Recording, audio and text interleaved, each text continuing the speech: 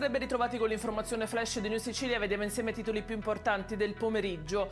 Approvato il disegno di legge che riforma la figura dei dirigenti regionali dalla Commissione Affari Istituzionali dell'Ars presieduta da Ignazio Abbate. Il testo adesso passerà alla Commissione Bilancio per individuare la copertura finanziaria.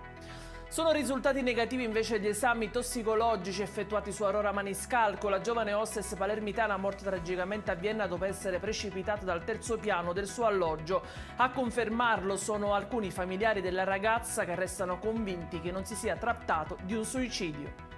Riportato in superficie l'albero lungo 75 metri del Baesia nel Valiero affondato la notte del 19 agosto 2024 a Porticello.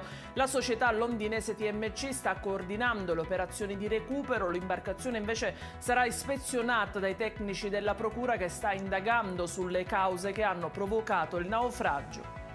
È morto dopo alcuni giorni di agonia Antonio Intorcia, il giovane marsalese di 28 anni rimasto gravemente ferito in un drammatico incidente stradale avvenuto nella notte tra il 12 e il 13 giugno sulla provinciale Marsala-Trapani all'altezza di Contrada Birgi. Nello scontro erano rimasti feriti anche altri 4 giovani.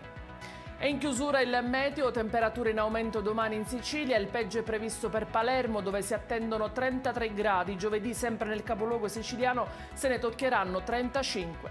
Ed è tutto per questa edizione, vi ricordo come sempre che i dettagli su queste notizie e molte altre li trovate sul nostro sito e sui nostri canali social. Grazie per averci seguito e a domani.